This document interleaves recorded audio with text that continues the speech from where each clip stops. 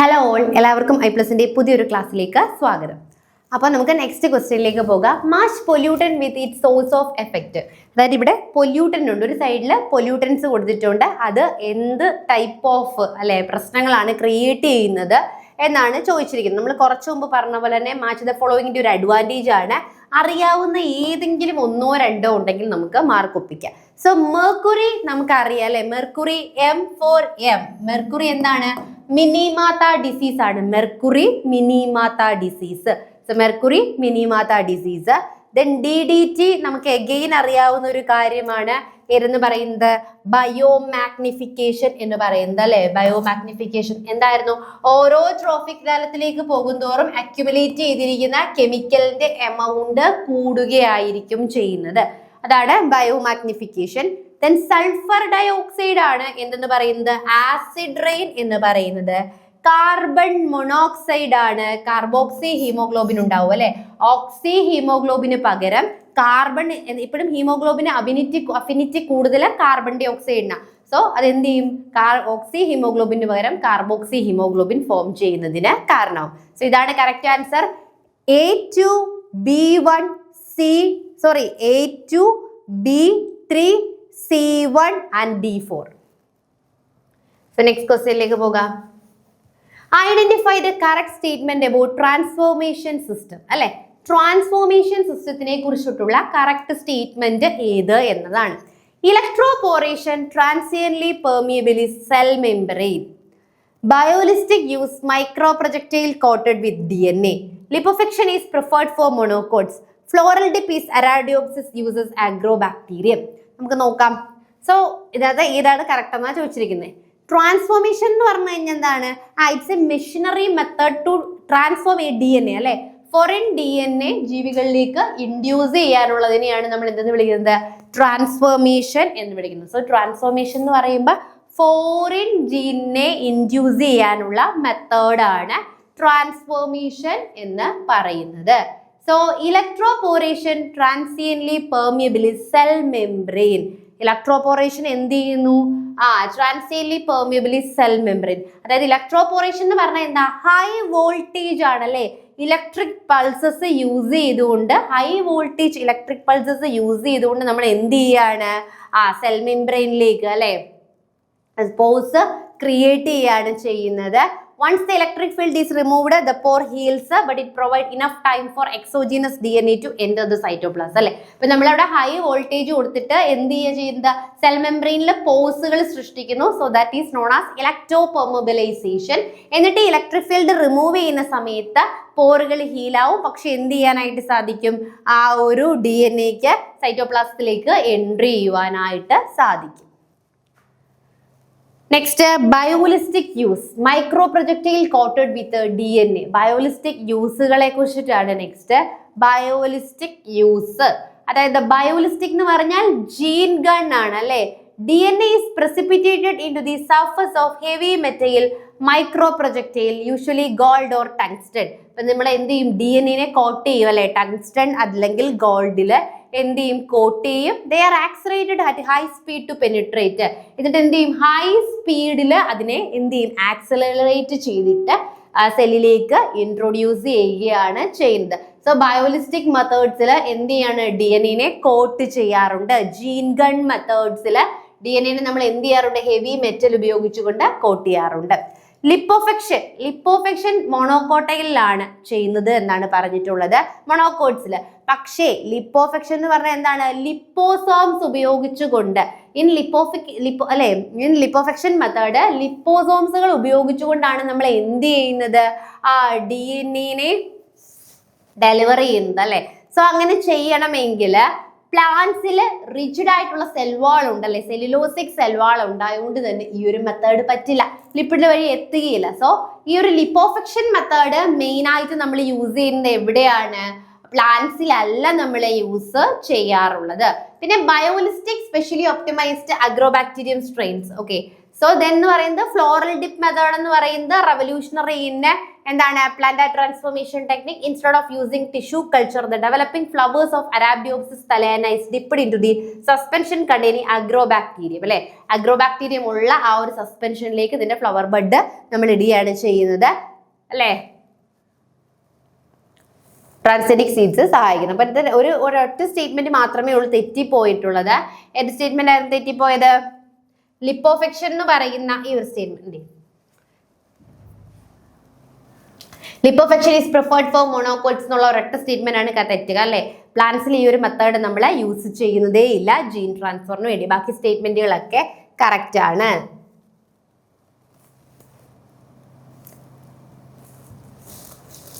So identify the correct statement about regarding secondary metabolite production. അല്ലെ, secondary metabolite പ്രൊഡക്ഷനുമായി ബന്ധപ്പെട്ടിട്ടുള്ള correct statement ആണ് അടുത്തത്.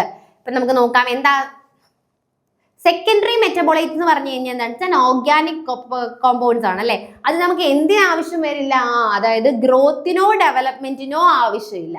അതായത് പ്രൈമറി മെറ്റബോളൈറ്റ്സ് എന്ന് പറയുമ്പോൾ ഗ്രോത്തിനും ഡെവലപ്മെന്റിനും ആവശ്യമുള്ളതാണ്. ഫോർ എക്സാമ്പിൾ പ്രോട്ടീൻ, കാർബോഹൈഡ്രേറ്റ് ഒക്കെ.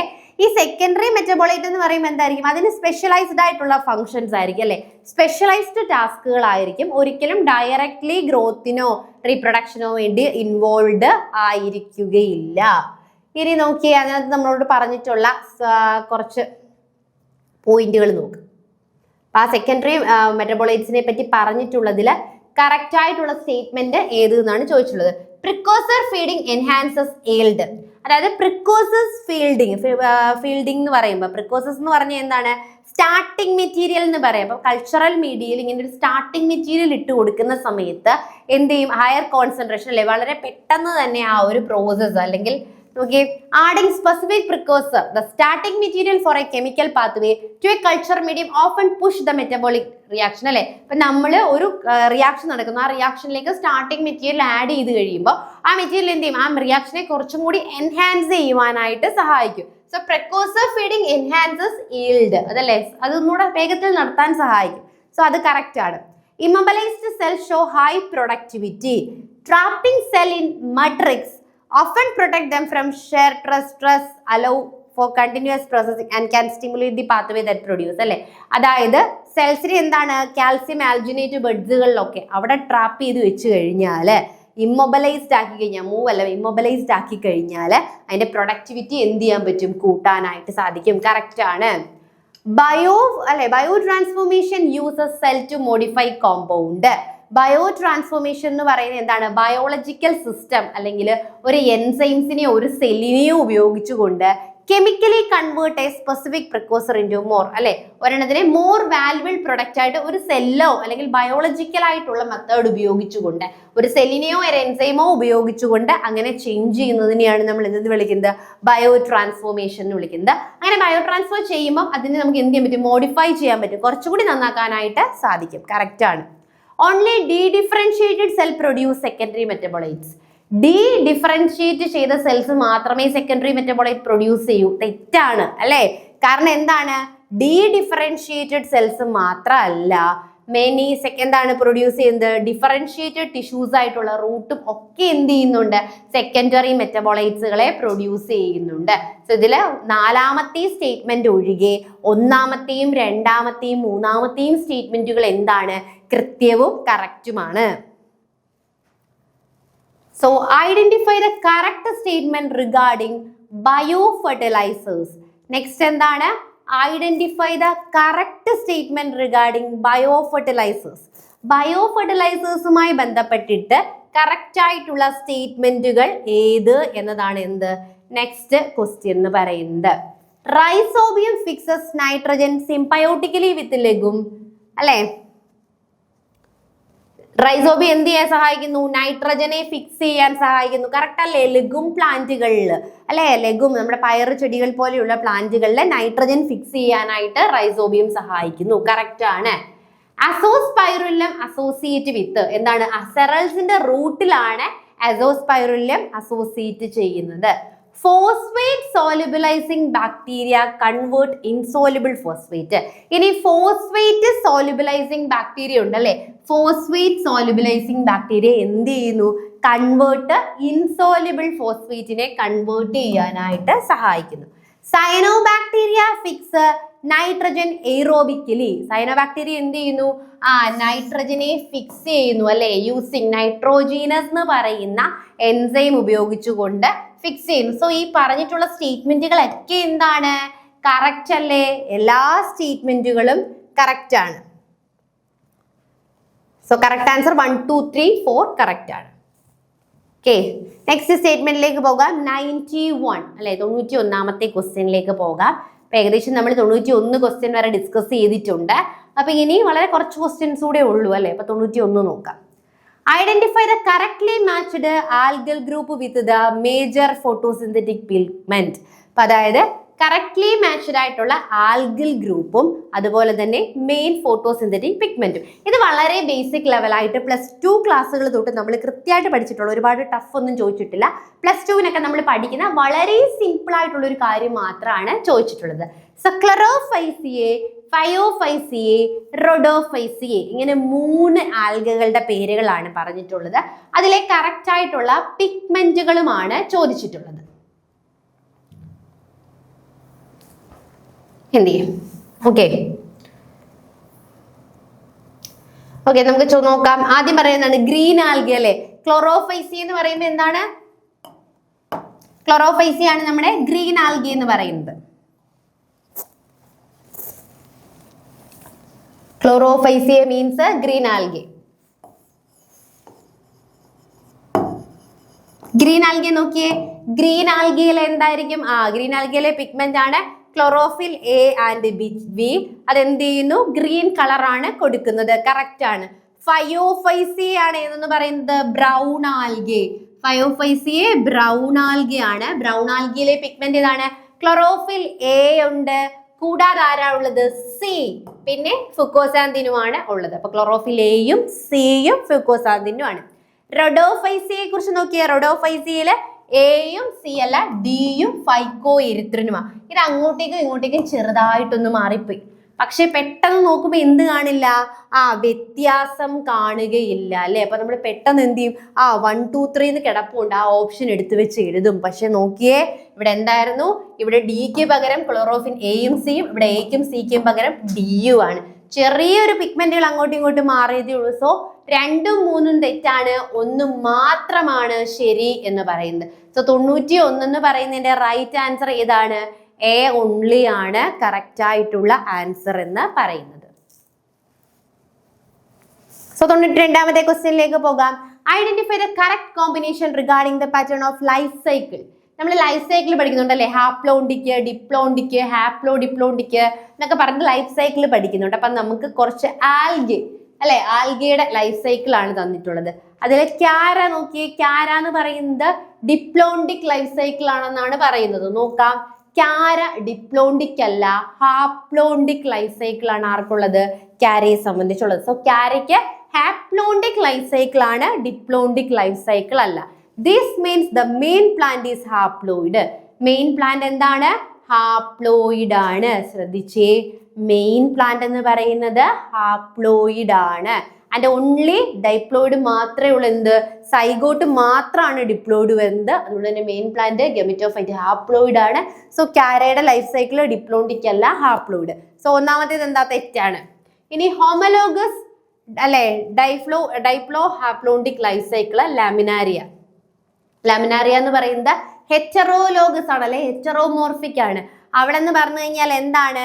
ഗമിറ്റോഫൈറ്റും സ്പൊറോഫൈറ്റും രണ്ടും ഡിഫറെന്റ് ആണ്, ഒരു ബന്ധമില്ല അല്ലെ, രണ്ടും ഡിഫറെന്റ് ഫ്രം ഈച്ച് അതർ ആണ്. അപ്പൊ അതും എന്ത് ചെയ്തു? പോയി. വയൽ നിമലിയോൺ ഉണ്ടല്ലേ, നിമലിയോണിനെ പറയുന്നതിനെ സംബന്ധിച്ച് ഹാപ്ലോ ബയോണ്ടിക് ആണ് അല്ലെ. അതായത് ഹാപ്ലോ ബയോണ്ടിക് ആണ് കുറച്ചും കൂടി കറക്റ്റ് ആയിട്ടുള്ളത്. ഹാപ്ലോ ബയോണ്ടിക് ആണ് ആക്യുറേറ്റ് ആയിട്ടുള്ളത്. 2 ഹാപ്ലോയിഡ് ജനറേഷൻസ് ഉണ്ട്, ഒരു ഡിപ്ലോയിഡ് സൈഗോയിഡ് ജനറേഷൻ. സോ ഹാപ്ലോയിഡ് അല്ലെ. സോ ഹാപ്ലോ ബയോണ്ടിക് ആണ് കുറച്ചുകൂടി ആക്യുറേറ്റ് എന്ന് പറയുന്നത്. അപ്പൊ കറക്റ്റ് ആയിട്ടുള്ളത് ഏത് മാത്രമേ ഉള്ളൂ?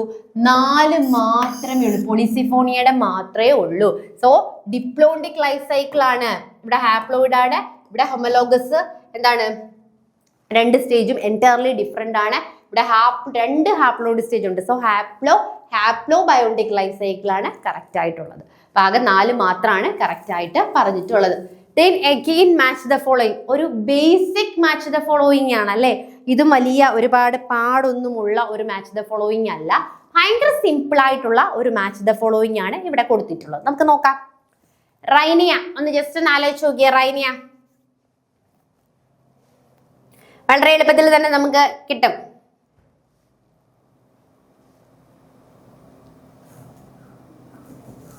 നോക്കിയേ എന്താ പറയേണ്ടത്. ഫസ്റ്റ് റൈനിയ എന്ന് പറയുന്നത് ഓൾഡസ്റ്റ് വാസ്കുലാർ പ്ലാന്റ് അല്ലെ. ടെറിഡോഫൈറ്റ്സിലെ oldest vascular plant, fossil pteridophytes ആണ് റൈനിയ. സൈക്കസ് എന്ന് പറയുമ്പോൾ എന്താണ്? കോറലോയിഡ് റൂട്ട് ആണ് അല്ലെ. സൈക്കസിന്റെ റൂട്ടും ഫംഗസും തമ്മിലുള്ള സൈക്കസിന്റെ റൂട്ടിൽ എന്ത് കാണാൻ പറ്റും നമുക്ക്? കോറലോയിഡ് സ്ട്രക്ചേഴ്സ് കാണാൻ പറ്റും അല്ലെ. അപ്പൊ അതിനെയാണ് കോറലോയിഡ് റൂട്ട് എന്ന് പറയുന്നത്. ദെൻ മാർക്കാൻഷ്യ അല്ലെ. മാർക്കാൻഷ്യ എന്ന് പറഞ്ഞു കഴിഞ്ഞാൽ എന്താണ്? മാർക്കാൻഷ്യ എന്ന് പറഞ്ഞു കഴിഞ്ഞാൽ നമ്മുടെ ഒരു ബ്രയോഫൈറ്റ് ആണ്. ഈ ബ്രയോഫൈറ്റ്സിൽ സ്പെഷ്യലൈസ്ഡ് ആയിട്ടുള്ള അസെക്ഷൽ റീപ്രൊഡക്റ്റീവ് ബഡുകൾ കാണും. അതിനെയാണ് നമ്മൾ ജെമ്മ എന്ന് വിളിക്കുന്നത്. ഈ ജെമ്മ എവിടെ ഇരിക്കുന്നത്? ജെമ്മ കപ്പിലാണ് ഇരിക്കുന്നത് അല്ലെ. അപ്പൊ മാർക്കാൻഷ്യ പോലെയുള്ള ബ്രയോഫൈറ്റ് എടുക്കുകയാണെങ്കിൽ അതിൽ അസെക്ഷൽ റീപ്രൊഡക്ഷൻ ത്രൂ ജെമ്മയാണ്. Gemma is a specialized structure present in Markantia, that is leaf like structure ആണ് അല്ലെ. ലീഫ് പോലെയുള്ള സ്പെഷ്യലൈസ്ഡ് സ്ട്രക്ചറുകളെയാണ് നമ്മൾ എന്തെന്ന് വിളിക്കുന്നത്? മാർക്കാൻഷ്യ എന്ന് വിളിക്കുന്നത്. അപ്പൊ ഈ ലീഫ് പോലെയുള്ള സ്ട്രക്ചർ അല്ലേ ഇത്. അപ്പൊ ഈ ലീഫ് പോലെയുള്ള ഇരിക്കുന്ന സ്ട്രക്ചർ എടുത്തിട്ട് അതെവിടെ ഇരിക്കുന്നത് വെച്ചാൽ ജെമ്മ കപ്പിനുള്ളിലാണ് ഇരിക്കുന്നത്. സോ മാർക്കാൻഷ്യ ജെമ്മ കപ്പാണ്. വോൾവോക്സ് ഗ്രീൻ ആൽഗ, കൊളോണിയൽ ഫോമിൽ കാണപ്പെടുന്ന ഗ്രീൻ ആൽഗയാണ് ഏതെന്ന് പറയുന്നത്? നമ്മുടെ വോൾവോക്സ് എന്ന് പറയുന്നത്. ക്ലിയർ ആയോ?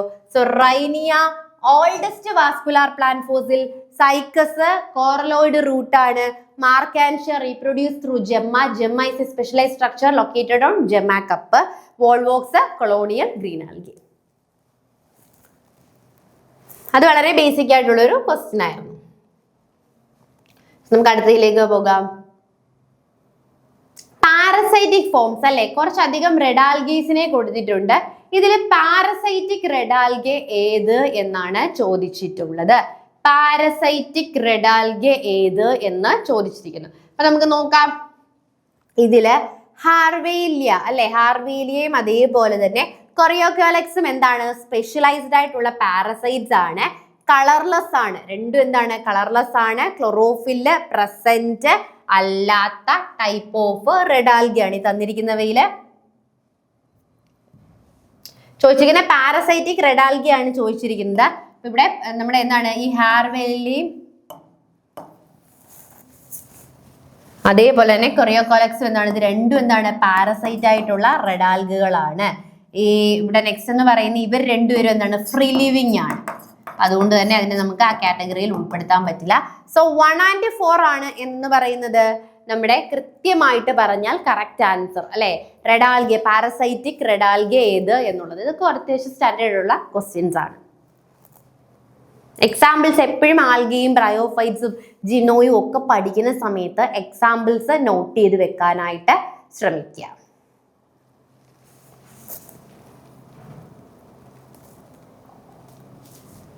അല്ലെ. ഇപ്പൊ നമ്മൾ പറഞ്ഞതുപോലെ തന്നെ ഹാർവേലിയയും അതുപോലെ തന്നെ കൊറിയോകോളക്സും സ്പെഷ്യലൈസ്ഡ് പാരസൈറ്റിക് റെഡാൽഗീസ് ആണ്. അവയ്ക്ക് ക്ലോറോഫിൽസ് കാണില്ല. അവരെന്ത് ചെയ്യുന്നു? ബാക്കിയുള്ള വേറെ റെഡാൽഗിയിൽ പോയി പാരസൈറ്റ് ആയിട്ട് ഇരുന്നിട്ട് അതിൽ നിന്നാണ് ന്യൂട്രീഷൻസ് അബ്സോർബ് ചെയ്യുന്നത്. സോ 1 and 4 ആണ് correct. Which of the following is a nucleoside analogue used against herpes virus? Herpes വൈറസിന് അഗെയിൻസ്റ്റ് ആയിട്ട് യൂസ് ചെയ്യുന്ന ന്യൂക്ലിയോസൈഡ് അനലോഗ് ഏത് എന്നാണ് ക്വസ്റ്റ്യൻ. അപ്പൊ നമുക്ക് നോക്കാം. Acyclovir is a nucleoside analog specifically designed to treat herpes simplex virus and varicella zoster virus. It mimics natural building blocks of DNA. When the virus tries to replicate, it accidentally uses acyclovir instead of the real guanosine അല്ലെ. ഇപ്പൊ എന്താ നമ്മൾ use ചെയ്യുന്നതെന്ന് ചോദിച്ചു കഴിഞ്ഞാൽ ഈ acyclovir എന്ന് പറയുന്ന മെറ്റീരിയൽ എന്ത് ചെയ്യുന്നു, ന്യൂക്ലിയോസൈഡ് അനലോഗ് ആയിട്ട് നമ്മൾ യൂസ് ചെയ്യുന്നുണ്ട്. അതായത് ഇത് മിമിക് ചെയ്യുന്നു. എന്തിനെ മിമിക് ചെയ്യുന്നു? DNA, ഗുവാനോസിൻ എന്ന് പറയുന്ന DNA-യുടെ സെയിം എഫക്റ്റ് ആയിരിക്കും ഇതും കാണിക്കുന്നത്. അപ്പൊ നമ്മുടെ ഈ ബാക്ടീരിയ എന്ത് ചെയ്യും? റെപ്ലിക്കേറ്റ് ചെയ്യുന്ന സമയത്ത് ഗുവാനോസിന് പകരം അസൈക്ലോവറിനെ ആയിരിക്കും യൂസ് ചെയ്യുന്നത്. അപ്പൊ എന്ത് ചെയ്യും? അതിന് റെപ്ലിക്കേറ്റ് ചെയ്യാൻ പറ്റില്ല. DNA-യുടെ ചെയിൻ എന്ത് ചെയ്യും? ബ്രേക്ക് ചെയ്യും. വൈറസിന് സ്പ്രെഡ് ആവാനായിട്ട് പറ്റുകയില്ല. അതാണ് അപ്പം കറക്റ്റ് ആയിട്ടുള്ള ആൻസർ എന്ന് പറയുന്നത്. മനസ്സിലായോ? ഇപ്പൊ ഹെർബ്സ് വൈറസിന് എഗെയിൻസ്റ്റ് ആയിട്ട് യൂസ് ചെയ്യുന്നത് ഏതാണ്? അസൈക്ലോവിർ ആണ്. അതിന്റെ ജനറ്റിക് മെറ്റീരിയൽ അല്ലെങ്കിൽ അതിന്റെ എന്താ പറയേണ്ടത്, അതിന്റെ ബിൽഡിംഗ് ബ്ലോക്സ് ആയിട്ടുള്ള ഗുവാനോസൈനെ മിമിക് ചെയ്യാനായിട്ട് പറ്റും. സോ ഈ ബാക്ടീരിയ ഡിവൈഡ് ചെയ്യുന്ന സമയത്ത് ഗുവാനോസിന് പകരം ആക്സിഡന്റലി എന്ത് ചൂസ് ചെയ്യും? ഇതായിരിക്കും ഈ ചൂസ് ചെയ്യുന്നത്. അങ്ങനെ ചൂസ് ചെയ്യുന്ന സമയത്ത് എന്ത് പറ്റും? അത് ബാക്ടീരിയക്ക് കൂടുതൽ ഡിവൈഡ് ചെയ്യാനായിട്ട് സാധിക്കുകയില്ല.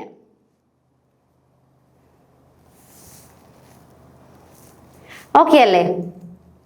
പിന്നെ ഇതിൽ ഓപ്ഷൻസ് ആണ് എന്തെന്ന് പറയുന്നത്, ഒസെൽറ്റാമൈവർ എന്ന് പറയുന്നത് നമ്മൾ മെയിൻ ആയിട്ട് യൂസ് ചെയ്യുന്നത് ഇൻഫ്ലുവൻസ, ഫ്ലൂ വൈറസിന് അഗെയിൻസ്റ്റ് ആയിട്ടാണ് യൂസ് ചെയ്യുന്നത്.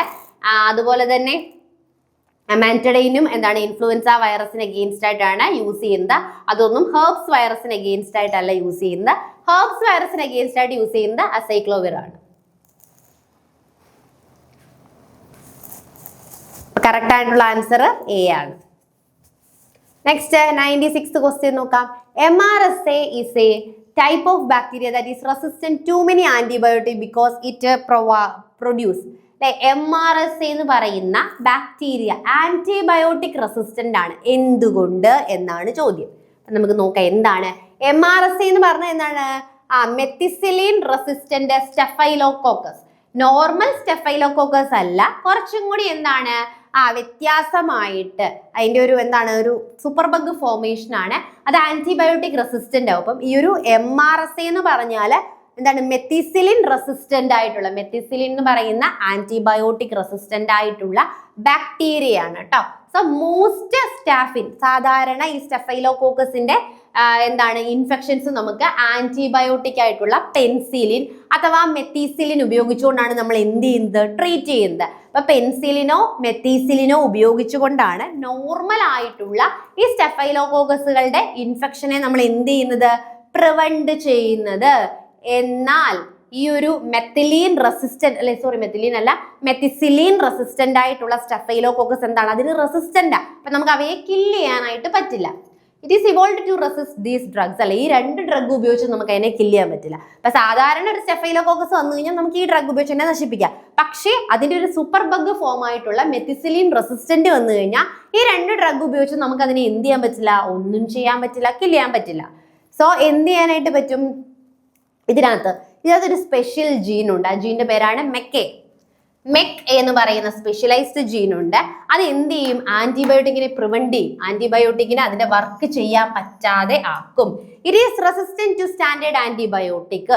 So MRSA infections are much harder to treat if it gets into the bloodstream, lungs, can cause life threatening. അല്ലെ, അപ്പൊ അങ്ങനെ ഇത് ബാധിച്ചു കഴിഞ്ഞാൽ എന്ത് വരും? നമുക്ക് ലൈഫ് ത്രെട്ടണിങ്. അപ്പൊ ഒന്ന് മനസ്സിലാക്കി, സാധാരണ ഒരു ബാക്ടീരിയ ആയിട്ടുള്ള സ്റ്റെഫൈലോകോക്കസ് നിങ്ങളെ ബാധിക്കുകയാണെങ്കിൽ നമ്മൾ നിങ്ങൾക്ക് എന്ത് തരും? ആന്റിബയോട്ടിക് തരും. ഏത്? പെൻസിലിനും മെത്തിസിലിനും തരും. എന്നാൽ മെത്തിസിലിൻ റെസിസ്റ്റന്റ് ആയിട്ടുള്ള ബാക്ടീരിയ ആണ് MRSA എന്ന് പറയുന്നത്. ഈ ബാക്ടീരിയ നിങ്ങളെ ഇൻഫെക്ട് ചെയ്യുകയാണെങ്കിൽ ഒരിക്കലും എന്ത് ചെയ്യാൻ പറ്റില്ല? എനിക്ക് ഈ ഒരു ആന്റിബയോട്ടിക് തന്നിട്ട് പ്രത്യേകിച്ച് എന്തുണ്ടാവാൻ പോകുന്നില്ല, ഒരു തരത്തിലുള്ള ഗുണവും ഉണ്ടാവാനായിട്ട് പോകുന്നില്ല. സോ ഇതിന്റെ ഇൻഫെക്ഷൻസ് വന്നു കഴിഞ്ഞാൽ നമുക്ക് ലൈഫ് ത്രെട്ടണിങ് ആണ്. അപ്പൊ എന്തുകൊണ്ടാണെന്ന് ചോദിച്ചു കഴിഞ്ഞാൽ നോർമലി ബീറ്റാലാക്ടം ആന്റിബയോട്ടിക് ആയിട്ടുള്ള സാധാരണഗതിയിൽ ഈ പെനിസിലിനും മെത്തിസിലിൻ പോലെയുള്ള ആന്റിബയോട്ടിക് എന്ത് ചെയ്യുന്നു? നമ്മുടെ ബാക്ടീരിയയുടെ സെൽ വാളിൽ ഒരു പ്രോട്ടീൻ ഉണ്ട്, പെൻസിലിൻ ബൈൻഡിങ് പ്രോട്ടീൻ, PBPS എന്ന് പറയും. PBPS എന്ന് പറയുന്ന പ്രോട്ടീനിൽ ചെന്നിട്ട് ബൈൻഡ് ചെയ്യും. അപ്പൊ സാധാരണ രീതിയിൽ സ്റ്റെഫൈലോകോക്കസ് ബാക്ടീരിയയുടെ സെൽ മെംബ്രെയിനിലായിട്ട് എന്ത് കാണും? ഒരു ചെറിയ പ്രോട്ടീൻ ഉണ്ട്, PBPS. അപ്പൊ ഈ ഒരു പ്രോട്ടീനിലേക്ക് എന്ത് ചെയ്യും? നമ്മുടെ ആന്റിബയോട്ടിക് ചെന്ന് ബൈൻഡ് ചെയ്യും. ബൈൻഡ് ചെയ്ത് കഴിയുമ്പോൾ എന്ത് ചെയ്യും? ഈ ഒരു ആന്റിബയോട്ടിക് ബാക്ടീരിയയിലെ ബിൽഡിംഗ് ബ്ലോക്സുകൾ ഡെവലപ്പ് ചെയ്യുന്നത് തടയും. പക്ഷേ MRSA എന്തുണ്ട്? This gene produce. അല്ലെ, ഈ MRSAയില് മെക്കേജീൻ ഉണ്ട്. അല്ലെ, ഈ മെക്കേജീൻ എന്ത് ചെയ്യും? നമ്മുടെ ആന്റിബയോട്ടിക്കിനെ പറ്റിക്കും. ആ പ്രോട്ടീൻ പോലെ തോന്നിക്കുന്ന ഒരു മോഡിഫയർ ആയിട്ടുള്ള PB2A എന്ന് പറയുന്ന ഒരു മോഡിഫൈഡ് ആയിട്ടുള്ള ഒരു ചീറ്റിംഗ് പ്രോട്ടീൻ പ്രൊഡ്യൂസ് ചെയ്യും. സോ നമ്മുടെ ആന്റിബയോട്ടിക് നേരെ എന്ത് ചെയ്യും, അതാണ് ഒറിജിനൽ പ്രോട്ടീൻ എന്ന് പറഞ്ഞിട്ട് അതിനെ പോയി ബൈൻഡ് ചെയ്യും. പക്ഷെ അത് ഒറിജിനൽ ആണോ? അല്ല, ആന്റിബയോട്ടിക്കിനെ പറ്റിക്കാൻ വേണ്ടിയിട്ട് ഇവര് പ്രൊഡ്യൂസ് ചെയ്യുന്നതാണ്. മനസ്സിലായോ? സോ മെക്കേജീൻ ആണല്ലേ. അപ്പം MRSA പറയല മെത്തിസിലിൻ ആണ്. അപ്പൊ ഈ ഒരു ഇത് നമ്മുടെ ബോഡിയിലേക്ക് വന്നു കഴിഞ്ഞു കഴിഞ്ഞാൽ ഇത് എന്ത് പ്രൊഡ്യൂസ് ചെയ്യും? ഇതിന് മെക്കേജീൻ ഉണ്ട്. ഈ മെക്കേജീൻ എന്ത് ചെയ്യും? പെൻസിലിൻ ബൈൻഡിങ് പ്രോട്ടീൻ ആയിട്ടുള്ള മോഡിഫയർ പ്രോട്ടീൻ പ്രൊഡ്യൂസ് ചെയ്യും. ഈ മോഡിഫയർ പ്രോട്ടീനിൽ ആര് പോയി ബൈൻഡ് ചെയ്യും? നമ്മുടെ ആന്റിബയോട്ടിക് ബൈൻഡ് ചെയ്യും. അപ്പൊ എന്ത് ചെയ്യില്ല, പ്രത്യേകിച്ച് ഒരു ഫലവും ഉണ്ടാക്കുകയില്ല. സോ 96C ആണ് കറക്റ്റ് ആൻസർ. നെക്സ്റ്റ് നമുക്ക് നോക്കാം, match the family with identifying features. ഓരോ ഫാമിലിയും പഠിക്കുന്ന സമയത്ത് നമ്മൾ പറയാം അതിനൊരു യുണീക്ക് അല്ലെങ്കിൽ ഐഡന്റിഫൈങ് ഫീച്ചേഴ്സ് ഉണ്ടെന്ന് പറയാം അല്ലെ. ഓരോ ഫാമിലിക്കും അതിൻ്റെതായിട്ടുള്ള യുണീക്ക് അല്ലെങ്കിൽ ഐഡന്റിഫൈങ് ഫീച്ചറുകൾ ഉണ്ട് എന്ന് നമ്മൾ പറയാറുണ്ടല്ലേ. അപ്പൊ നമുക്ക് ഓരോ ഫാമിലിയുടെയും ഐഡന്റിഫൈങ് ഫീച്ചേഴ്സ് ഒന്ന് നോക്കാം. So first one Asteraceae. ആസ്ട്രേസിയുടെ ഏറ്റവും വലിയ പ്രത്യേകതയാണ് എന്ത്? സിൻജനീഷ്യസ് സ്റ്റേമൻസ്. ആസ്ട്രേസിയയില് സ്റ്റേമൻസ് എന്താണ്? സിൻജനീഷ്യസ് ആണ്. ആന്ത്രെല്ലാം കൂടി എന്താണ്? ഫ്യൂസ് ചെയ്തിട്ടായിരിക്കും അല്ലെ, ഫ്യൂസ് ചെയ്തിട്ടായിരിക്കും ഇരിക്കുന്നത്. ആന്തേഴ്സ് ആ ഫ്യൂസ് ചെയ്തിട്ട് ഇരിക്കും. അപ്പം അതാണ് പ്രത്യേകത. ഇനി ഫാബേസിയുടെ പ്രത്യേകത ഡൈ അഡൽഫസ്. 2 ബണ്ടിലുകളിലായിട്ടാണ് ആര് കാണപ്പെടുന്നത്? സ്റ്റേമൻസ് കാണപ്പെടുന്നത്. ഫാബേസിയയിലെ പീ ബീൻസ് ഒക്കെ ആണെങ്കിൽ എന്താണ്? ഡൈ അഡൽഫസ് ആണ്. ഇനി സൊളനേസിയയിലാണ് എപ്പിപെറ്റാലസ് അല്ലെ. സ്റ്റേമൻസ് എന്ത് ചെയ്യുന്നു? പെറ്റൽസുമായിട്ട് അറ്റാച്ച്ഡ് ആണ്. ബ്രിഞ്ചാൾ, പൊട്ടറ്റോ ഒക്കെ അതിന്റെ എക്സാമ്പിൾസ് ആണ്. പൊയേസിയയിലാണ് എന്തെന്ന് പറയുന്നത്? പെറ്റൽസിന് പകരം ലോഡിക്യൂൾസ് സ്ട്രക്ചർ നമുക്ക് കാണാനായിട്ട് പറ്റുന്നത്. പെരിയാന്ത് പോലെ അല്ലെ, നമ്മുടെ പൊയേസിയയിലൊക്കെയാണ് കാണാനായിട്ട് സാധിക്കുന്നത്. അപ്പം ഓരോന്നിന്റെയും ഫീച്ചേഴ്സ് നോക്കിയേ. ആസ്ട്രേസിയ ആണെങ്കിൽ സിൻജനീഷ്യസ് സ്റ്റേമൻ ആണല്ലേ, സ്റ്റേമൻസ് എല്ലാം ഫ്യൂസ് ചെയ്തിട്ടാണ് കാണപ്പെടുന്നത്.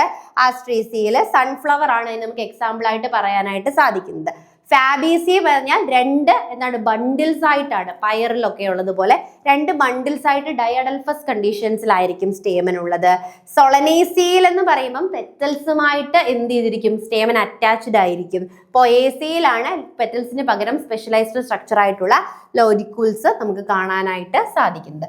ഇതിന്റെ കറക്റ്റ് ആൻസർ എന്ന് പറയുന്നത് ഇവിടെ കറക്റ്റ് ആയിട്ട് കൊടുത്തിട്ടുണ്ട്. So correct answer A2, B3, C4, D1 എന്നുള്ള A ആണ് കറക്റ്റ് ആയിട്ടുള്ള ഓപ്ഷൻ എന്ന് പറയുന്നത്. അപ്പോൾ ഇന്ന് ഡിസ്കസ് ചെയ്ത ക്വസ്റ്റ്യൻസ് എല്ലാവർക്കും മനസ്സിലായി എന്ന് വിശ്വസിക്കുന്നു. Thank you.